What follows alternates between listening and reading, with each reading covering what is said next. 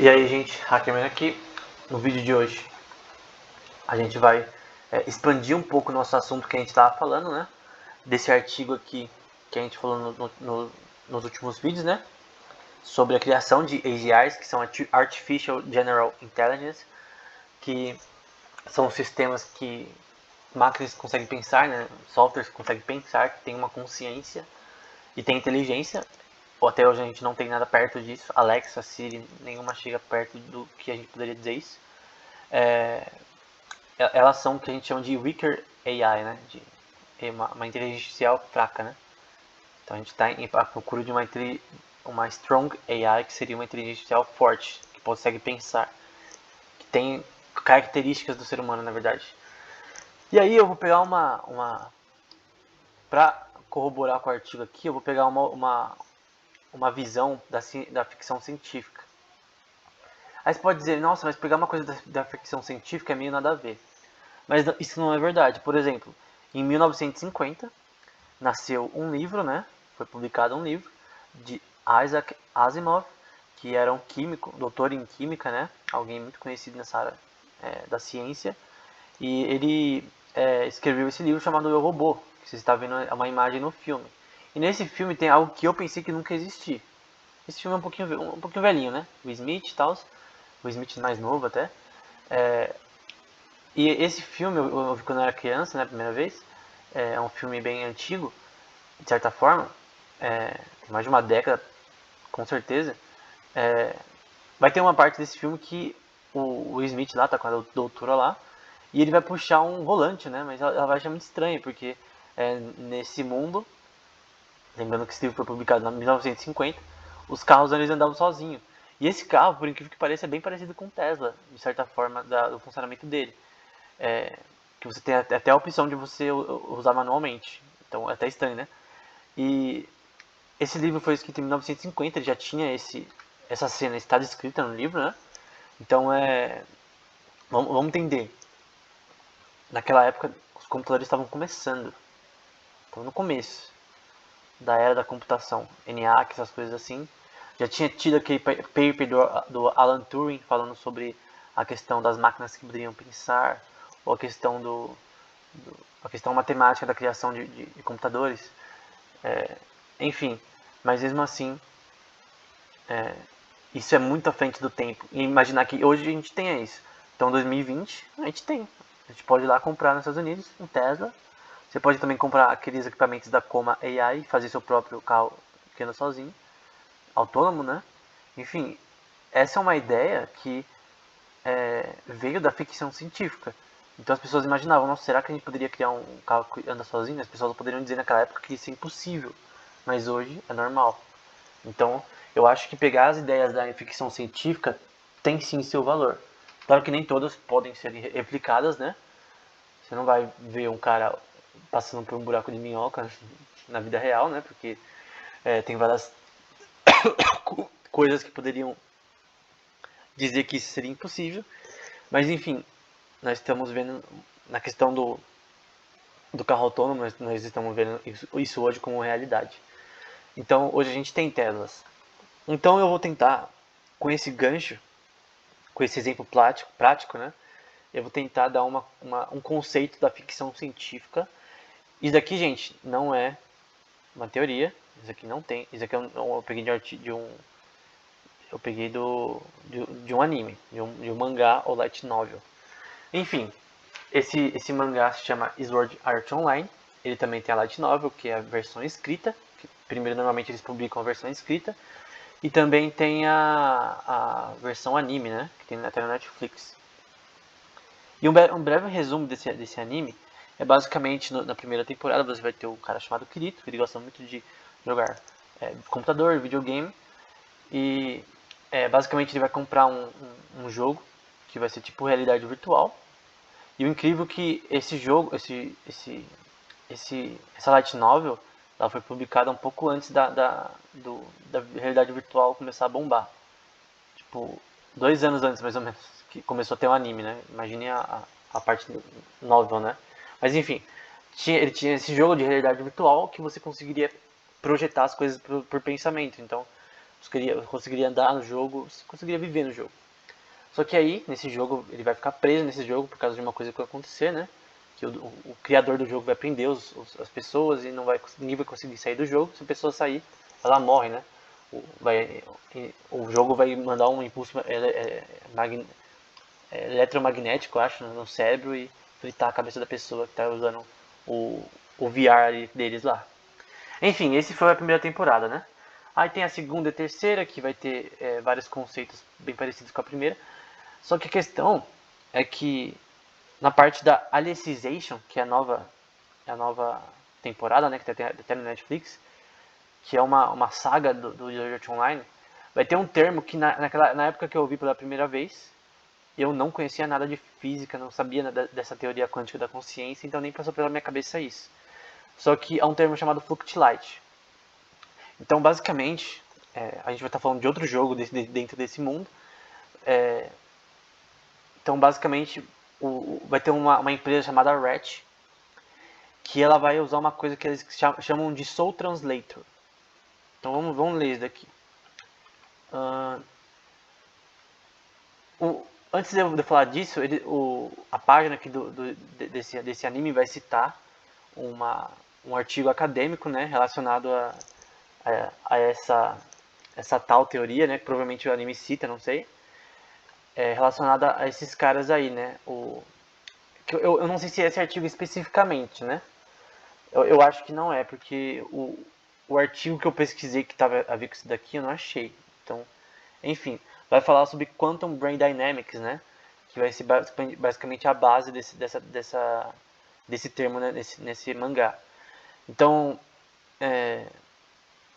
basicamente vai falar sobre basicamente aquela teoria que a gente viu na teoria quântica da consciência, da Orchior Theory que tem no canal. Então, essa teoria diz que a consciência ela opera no nível quântico, né? Então, o que significa isso? Essa teoria não é a que está descrita aqui, né? Eu estou falando da Orc Theory, que não está descrita aqui. Até porque essa teoria da quântica da consciência que eu estou falando aqui, são outros caras que publicaram sobre ela, que é o Stuart Hameroff e Roger Penrose. E basicamente, ela diz que nos nossos neurônios, que a gente tem bilhões de neurônios, né? Nas estruturas individuais dos neurônios, a gente tem coisas chamadas dendritos. E esses dendritos eles vão se conectam ao axon, e o axon, que é o bracinho do neurônio, né? E nesse bracinho na ponta vai ter sinapses, e essas sinapses vão mandar neurotransmissores, que vão ser as informações que o neurônio está passando para cada um. Tudo isso de uma forma eletroquímica. E ele vai dizer que dentro desses dendritos tem coisa chamada microtubos, que eu já mostrei no canal, fotos, daqui é uma coisa, tem microfotos mostrando isso daí, né, nos dendritos, né, que são microtubos que basicamente essa teoria quântica da consciência, ela diz que nesses microtubos que acontece a consciência humana, né, então a consciência humana é produzida nesses microtubos. Eu já vou mostrar uma imagem. Então, na questão da ficção científica em si, a questão é que os criadores da RET, né, dessa empresa, né, no jogo, eles vão dizer que eles se basearam nesse artigo para fazer algo que eles chamam de Soul Translator, né, deles pegarem os efeitos quânticos que criam a consciência no cérebro e traduzir isso para um computador. O problema é que na parte real, né, a teoria quântica da consciência, ela diz que a consciência não é computável. Então, tecnicamente, isso seria impossível, o que eles fizeram no anime.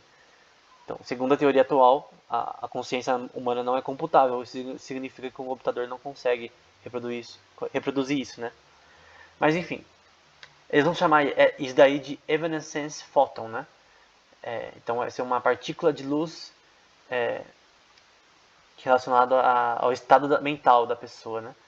A questão é que ele vai falar aqui dos microtubos, né? Ele vai falar que isso daí existe dentro dos microtubos, que é uma teoria, que é a teoria Orchior, né? Do Roger Penrose e Stuart Hameroff. Ele vai falar que a partícula existe em um estado de indeterminismo. Então assim, é bem legal ver isso daí, né? Basicamente o que ele está falando é que ele pega os efeitos quânticos nos microtubos no cérebro E isso é meio estranho porque o número de microtúbulos que tem é tipo trilhões. Então, se a gente tem bilhões de neurônios e os microtúbulos ficam. Tem tipo muitos microtúbulos dentro dos neurônios, de cada neurônio, então o número de microtúbulos é absurdo. Você conseguir pegar esses efeitos e traduzir de uma forma no computacional é meio impossível, né? Mas enfim, é um anime. Aí eu vou mostrar uma imagem, né?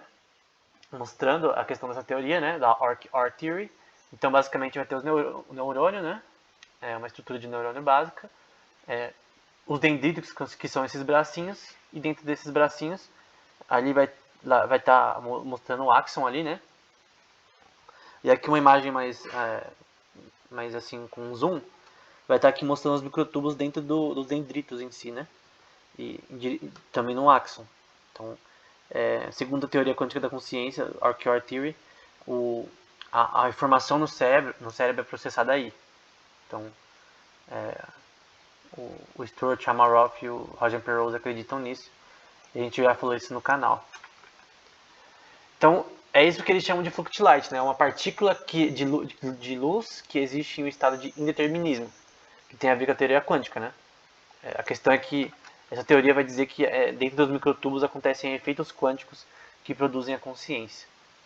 Embora isso seja muito teoria ainda, tá? Não vai falar isso na sua escola, na sua faculdade, isso não, porque é só teoria por enquanto. Mas se você ver os vídeos que a gente fez sobre esse assunto, você vai ver que é uma teoria bem construída. Enfim, vai falar que essa partícula de luz vai flutuar de acordo com a teoria da probabilidade quântica, obviamente, né? Mas mesmo assim, essa parte aqui não faz parte da teoria. Isso daqui é relacionado ao anime, né? A opinião do anime. E vai falar que a coleção dessas partículas, isso seria bem impossível, né? Porque o número de partículas que você teria que ter é tipo um número absurdo, né? Um número de trilhões, né? Enfim. Que ele vai explicar como um campo quântico relacionado a esses efeitos na consciência. Então imagina aí, tem um campo quântico de todos os processos relacionados à consciência no cérebro, nos microtúbulos, e a RET consegue traduzir isso de uma forma computacional. Ou seja, replicar isso num jogo. Que é isso que eles estão fazendo. Eles estão replicando. A RET é uma empresa que ela replica. Isso aqui no jogo, tá? No anime, quer dizer. Ela replica a mente humana no jogo. E ele consegue fazer esses NPCs, esses bonequinhos do jogo, terem terem uma mente de um ser humano. Então eles vão nascer, eles vão crescer como um ser humano qualquer, de uma forma temporal também, no jogo, embora o tempo no jogo passe mais rápido. Então basicamente eles vão viver dentro desse jogo com meio que cópias da alma, né? Cópias da mente humana, cópias da consciência humana. Então é como se você criasse um novo ser dentro do jogo. Então é basicamente isso. É criação de consciências humanas. Basicamente isso. E no jogo você vai ter tipo uma cidade, você vai ter tipo NPCs que conseguem falar com você, que tipo tem realmente algo parecido com consciência e inteligência. Então a Riot foi bem sucedida nesse sentido. Lembrando que é só um anime, né? Tem a parte da RQR Theory que não é do anime, tá? É a parte uma teoria normal, né? Uma teoria muito bem aceita, na verdade, por muitos, embora tenha muitos críticos.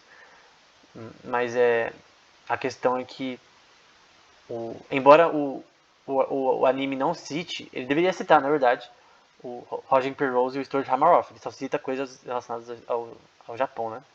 Artigo japonês. Mas enfim, eu acho que no anime nem cita isso. Aqui tá na página do anime, né? Enfim. A questão é. O Kirito explicando isso é mais legal, bem melhor do que eu expliquei, né? Mas enfim. Basicamente traduz a alma de uma forma computacional. E aí a Alice, né, que é a primeira AGI, né, que é a primeira Fluctlight que realmente conseguiu um estado de inteligência que poderia atingir a questão do ser humano.